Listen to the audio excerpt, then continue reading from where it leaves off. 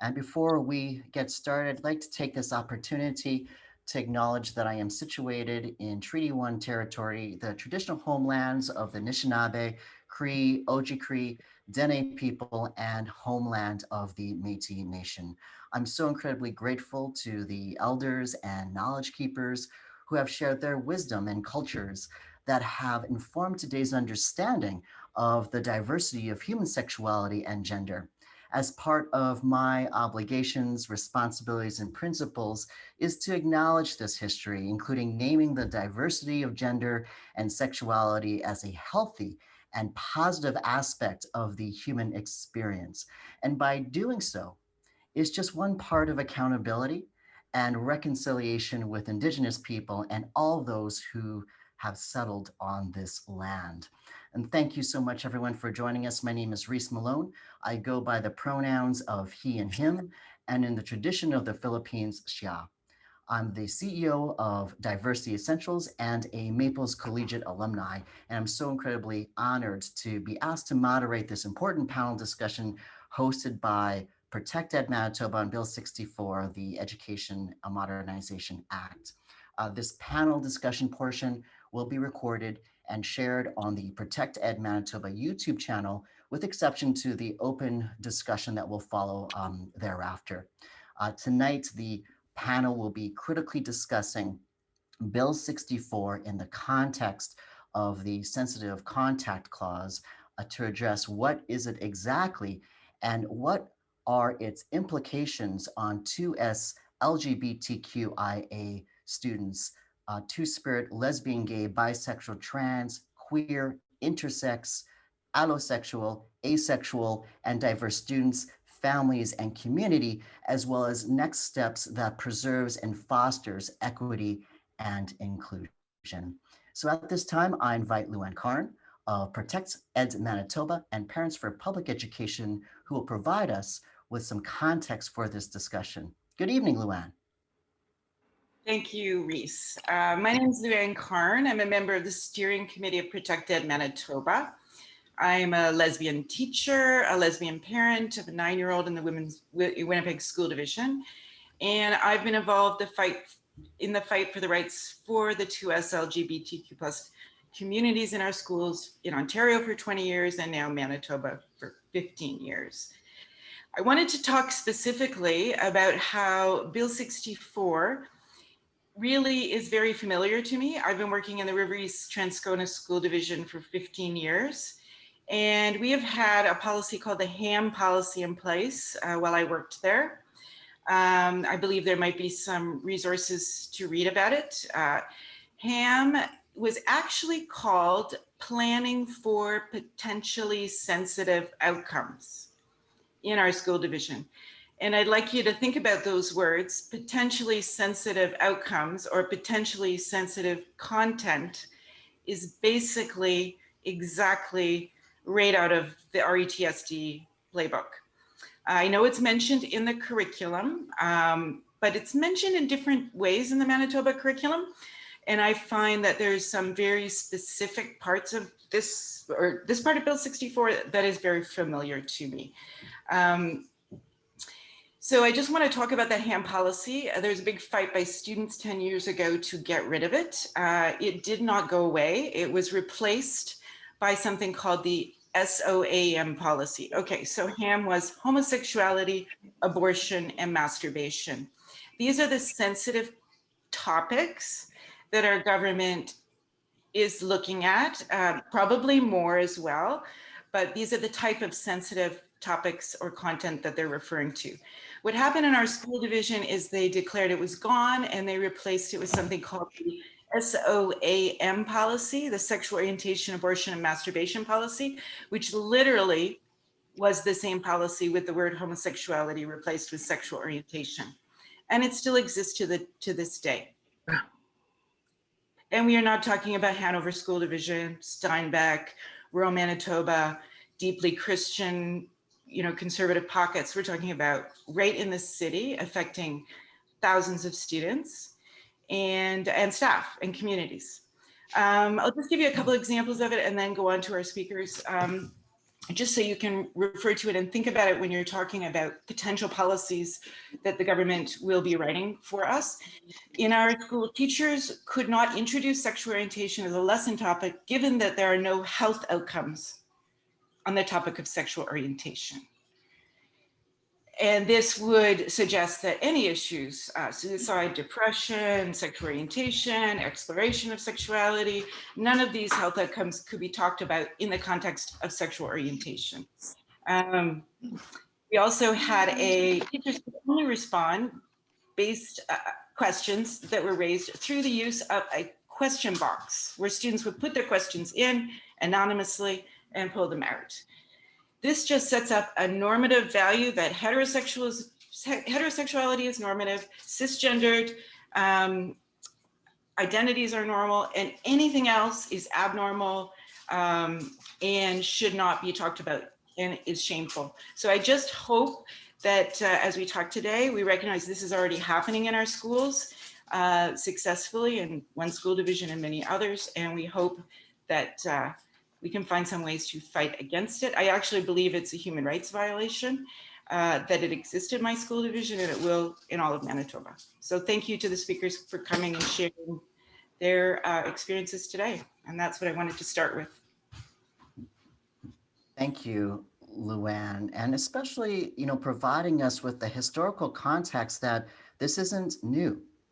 And what I'm hearing from you right off the hop is that the potential implication of the clause,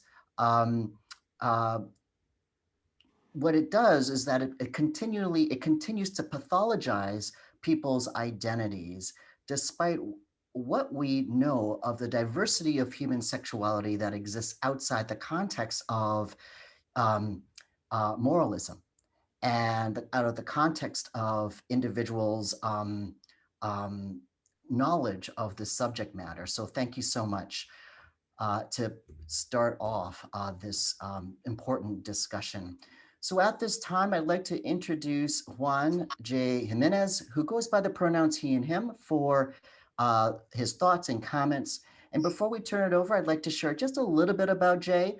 Jay is an English teacher at West Kildonan Collegiate, a Maples Collegiate alumni, and an immigrant from the Philippines. He moved to Canada in 2004 along with his parents and 3 other siblings. And Jay, who identifies as gay, is part of the 2SLGBTQIA community. He is also the advisor for the West Kildonan Collegiate's Rainbow Alliance. Welcome, Jay. Hi, Reese. Hi, everyone else. Thank you for introducing and thank you for providing that context, Luann. I really appreciate that because I actually didn't know about that policy. Coming from someone who pretty much half my life grew up in the Seven Oaks School Division and I'm teaching there, I can say that we don't have that policy. But even though we don't have that policy, that doesn't mean that things are much, much better. So I'm actually going to provide some of my thoughts and my experiences. So I'll start with a parent-teacher conference story. So this was a couple of years ago, and I had a mom of a really bright student come in. And during parent-teacher conferences, pre-pandemic, of course, we usually have a grad fundraiser, bake sale. So I bought a plate of cookies and I set it down on the table where I was going to meet the parents. So mom comes in, sits down, notices the plate of cookies, and then she says, "Oh, did your wife make the cookies?" And so immediately I was set back, right? Like, ooh, this is how we're gonna start this parent-teacher conference. At that point, I was like at 7:30. I was really tired. I've had many meetings already. So why did that tire me out? Well, like one, she assumed that I am straight. 2, she assumed that I'm married. And then 3, she assumed that me as a male can't cook, right? So gender roles. So there were a lot of assumptions that were made just from that one sentence. So that's basically the point of my story. We live in a very gender normative, cis normative, heteronormative world still. And as a queer educator, as a gay POC educator who was really tired at the time, I was like, okay, like, do I engage in this or do I just let it go? They came here to talk about their kids mark, so I just said, oh, actually, I bought it from the bake sale. Just disregarded their thoughts and just went on to talk about their kids' progress in the class. So that's just one example of like the many stories of how that show that our world still has a long way to go. So that's why in my pedagogy, I teach a lot of queer literature and content. So for example, this last semester, we did a film study of Moonlight, which is about a Black gay man who has succumbed from poverty throughout his life. And we have done novel studies, and I continually do novel studies. I'm an English teacher that focus on queer perspectives, queer lives. Um, Now, with Bill 64, imagine how much harder that would be like. I would say I have relatively free reign to do that in my classroom right now. But with Bill 64 saying, oh, this is sensitive content, again, like that's a big question mark. Would I be able to do that? How much pushback would I get from parents, from students who would say, well, that's actually sensitive content. So I would like my parent to pull me out. Or maybe their parent would be like, I want my child to be pulled out of your class. Um, and again, like, even though we don't have the ham policy, things are already hard as it is without Bill 64. So just this past year, our GSA, so I also run the GSA in my school, and we tried to involve the GSA in our professional development day and our PD day this past March. And even that was met with pushback. Um, they didn't exactly say like, oh, that your students' presence is sensitive content, but it sure felt like that. We had to justify why my students should talk in the PD day that was focused on 2SLGBTQ plus issues. So I felt that it was ridiculous that our PD day was focused on 2SLGBTQ plus issues, and my students were relegated to just anonymous testimonials, because for fear that it wouldn't be professional or what they would say is too sensitive. So basically, it was an act that censored my GSA.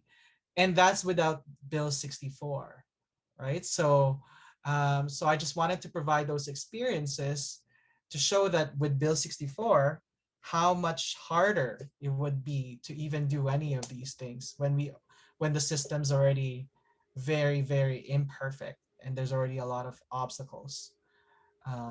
So yeah, that's it. That's all that I have so far. But during the question discussion portion, I'm sure that, like if you have any questions for me, um, I would be happy to answer them. Thank you for listening, folks. And thanks, Jay. Thank you so much for your thoughtful comments. And what to summarize, the highlights of what I heard you say is that despite the policy not officially existing in your division, that there's a legacy and cascading effect of discrimination and nuanced expressions of discrimination that you have directly, Yeah. um, Mhm. have been experienced. Also, I hear that how the bill itself can affect teaching the value of diversity, and lastly, how the bill can and implications um, marginalize students as well as their families.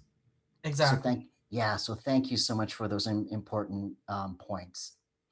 That being said, at this time, I'd like to introduce Chantel Cotton, who goes by the pronouns she and her, who works at Argyle Alternative High School in Winnipeg School Division, where she supports students principals, and school communities. She is passionate about learning, exploring creativity, and building relationships. Chantel achieved a Bachelor's of Education in 2006 and earned the Prime Minister's Award for Teaching Excellence in 2011. Thank you so much for joining us, Chantel. Hi. Okay, so I am also a lesbian out educator. I am married to an educator at Kelvin High School, and we have a daughter who is 9 years old attending Laura Secor. So that kind of situates me. And for the last, so I have many stories, but I've been thinking about this. I thought I'd talk about my role in working with teachers across Manitoba. I was asked to work as a member of Manitoba Teacher Society, working on the teaching teachers team. And so I would go out all across Winnipeg and all outside into the rural, and we would do training called LGBT realities. And the most profound simulation that we did is we asked teachers and EAs and anyone in the building who dare come to our spaces, we asked them to sit with a partner and quietly talk about their weekend using no gender, using no identifiers, using nothing. And normally everyone kind of looks at me confused and they're like, Chantel, can I say I went to my mom's house? And I'm like, nope, mom's an identifier. They're like, well, can I say that person's name? I was like, yeah, you can say the person's name, but nothing else. And so once they figure out how to do this, they have this conversation. And that's when people who think that sensitive topics and identifying as being a member of the community, they realize how hard it is. Because if you can't even talk about your weekend, you can't do a sentence without talking about people that you care for, then how are the members of the community that are sensitive, how are they supposed to talk about their lives? If everything they say, they need to watch that they don't slip up. Or like Jay was saying, should I engage and say, wait a second, I can cook? Should I engage and say, wait a second, I have a husband? Or wait, and so if it is hard to talk about your weekend, then how is it that educators coming into the building, children coming into the building, parents coming into the building, how are they supposed to feel safe and whole if they're coding their language for fear of being called sensitive or hurting someone's sensibilities or whatsoever? So when I do these workshops, they always say it makes me feel very tired. And so I am worried that if Bill 64 happens, that we are going to get so tired that we stop being the great educators that we all are. We won't be able to breathe. And the way I described this to a bunch of 70-year-olds last night at a party was, if we walk into the building and my being is identified as being sensitive, I'm going to feel like someone is putting their foot on my windpipe. And if my daughter walks into her school and she has to hedge her bets about whether today she can say she has moms or whether today it's safer for her to lie, then someone's going to be putting their foot on her neck and she won't be able to breathe. And that to me makes Bill 64 completely unsafe. That's my short version. Thank you, Chantel. I appreciate the experiential exercise that you shared. It is a exercise that many of us who teach and share the wisdom of the diversity of genders, how important that is from several lenses, especially that you highlight, when people are invited to participate in exercise that censors parts of who they fundamentally are, and the effects as a teacher that would have on your efficacy and of teaching and being your authentic self. And conversely, students who are therefore also need to be hypervigilant of their own identities, in a sense, asked to censor parts of who they are, especially when young people have yet to develop the critical capacity to understand those nuances where they're often put then in a position of, I'm going to have to not participate fully and be myself. I'm going to exclude myself because I don't feel safe, or I'm not sure whether this is a safe environment, or I have to lie and lie and lie and lie and lie during especially the most critical parts of forming one's identity. And so we see the outcomes of children and youth who need to compartmentalize fundamental aspects of their identity. We see the outcomes. It is a clear predictive factor of their mental health later on in their adulthood. So thank you very much for naming the importance and the reality that individuals still face despite Bill 64. Okay, so thank you again.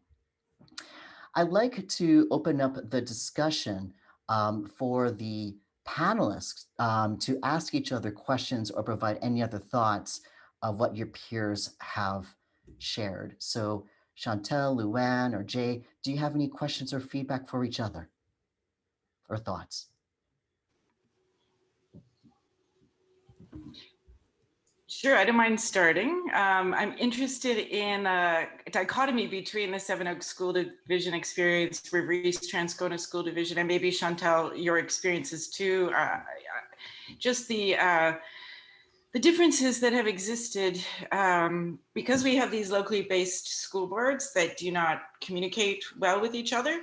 So, like, of course, we don't want complete government control over our schools, but let's say we did get this legislation to be amended. What could we do to kind of bring things together for all students across the board? Because clearly my experience is different than some other school divisions where there isn't that complete shaming and silencing of this experience within the classroom. I should say we have GSAs, but the difference is everything is allowed outside the classroom, nothing is allowed inside the classroom. So anyhow, I'm curious about the different school divisions and different experiences we've had.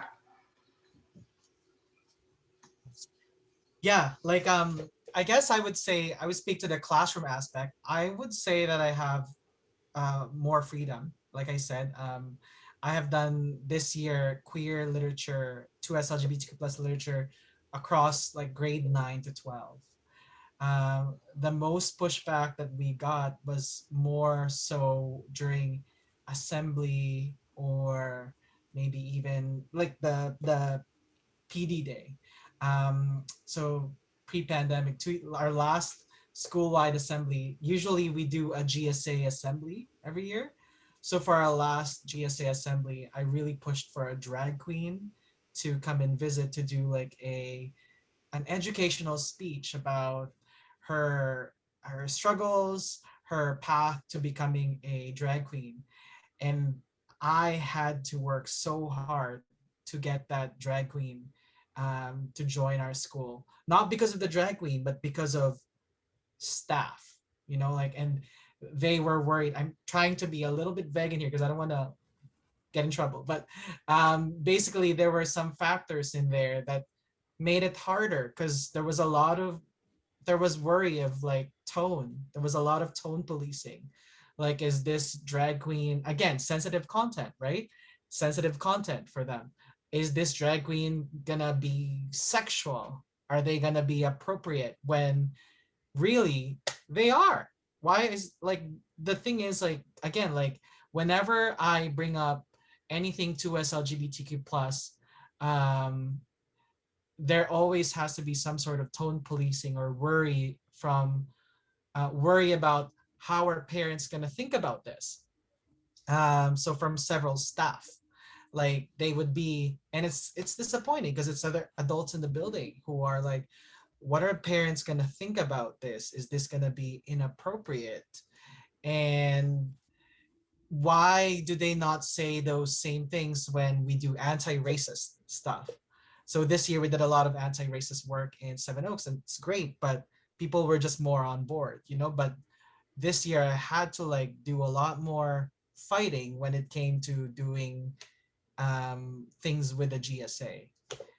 So I would say, for my experience, there was a lot more obstacles when it was outside the classroom stuff. So again, with Bill 64, how would this be impossible? Would this be even harder to do? Hi, Alice. Hi. As a question. No, I just wanted to just comment that I don't think it's appropriate to compare different people's situations and experiences, right? Because I'm an Indigenous person and I realize that you are a person of color. However, our experiences are very different. And as an Indigenous person, I can say firsthand that no, there aren't a lot of people willing to have a conversation about race. Hmm. Yeah, thank you for that. And So no, like I think it's you shouldn't compare. okay. Yeah, I apologize if it came off that way. I am a part of the anti-racist committee as well. I'm just sharing my observation from my own school, and I'm not saying that racism is solved. That was not my goal with what I was saying. But it just I guess just focusing on my experience as a queer educator. Um, I just had to fight harder tooth and nail when it came to that aspect of my identity, because I am brown as well. So I fight for anti-racist stuff, but it just when it came to that part of my identity, it was so much harder to fight to have a discussion. I hope that made sense, Alice. Yes, that was better. Yeah. Thank you. Thanks, Jay. Chantal, do you have any, would you like to address Luann's question as well? Well, to circle back, to Luann's question, I think so. I think it's really hard to figure out. I used to be the consultant of our division, and we had 79 schools, and it was so hard to get everybody on the same page and get every school making sure there was GSAs and every school making sure they understood what BIPOC meant and helping every school understand the importance of gender neutral washrooms in easy, accessible, safe locations. When I was the consultant for sustainable development, that was just like a tiny role, and yet it felt impossible to solve, especially as our students were asking and demanding and requiring, and many of our students were between kindergarten and grade 6. And so it boggles my mind to imagine, and I'm a small town prairie kid, to imagine how to get a whole province on the same page. Like, I don't, and maybe it's because not only am I a small town prairie kid, I'm from northern Manitoba, so I just don't understand who and how we support all of our staff and all of our students and support the community coming in. Like, at Winnipeg School Division, one of the things I was able to successfully do was to make sure that there is everyone is welcome rainbow signs as they entered every door. And that consultant job ended 3 years ago, and all the people on that team have all dispersed, and slowly those signs on the entrances of all of our doors are disappearing. And that's just 78 schools. So Luann's question is great. And Luann, I know historically you're a bigger city person, so you may have an idea of how we do this. Yeah. I don't. Yeah, I do. I think we need consultants that are not just sustainable development consultants that have a little bit of this, but a 2SLGBTQ consultant for the whole province with their own consultants regionally. And Ontario was doing a lot of this work before the current PC government came in, and those consultants were lost. It is a really important role, and it's another side of why we're fighting Bill 64, because there's this imagination that this is all a big bureaucracy that's not needed, when in fact, education requires a great deal of highly professional, experienced people to assist every single teacher and all of their students. We need those roles to be maintained and even strengthened further. So I know about those consultant positions that were done away with. I wish there were more human rights policies that were based on legislation throughout education. And that's something that we'll talk about if this is passed. I do think it's a incomplete human rights violation to put sensitive topics in the law. Right now, it's just in the curriculum, which is not a legal document. Once you put it in the law, you are literally saying one group will be treated differently than another group. I can't believe they're even trying, because it will be lost in court like that. But anyhow, I'd like to hear from other people who are listening. Great. And before we continue on, I'm just cognizant of our time, and we're going to continue on the discussion after we stop the recording, because this is, there's just so many thoughts that folks have, critical thoughts about the bill. So let's, at this point, what I suggest is that we'll round off tonight's recording. And then, of course, we will open it up to questions that will not be on recording.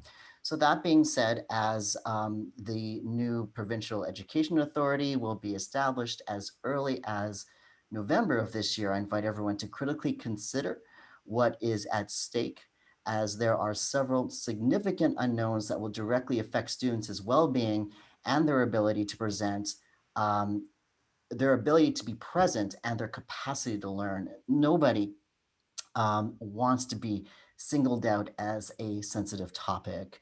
Nobody wants their siblings or their friends to be singled out as a sensitive topic. And nobody wants their families and cultures to be branded and stigmatized as a sensitive topic. If we can shift the narrative to embrace the strengths of our diversity with dignity and a sense of pride, rather than use it to weaponize and divide us, we will all thrive together.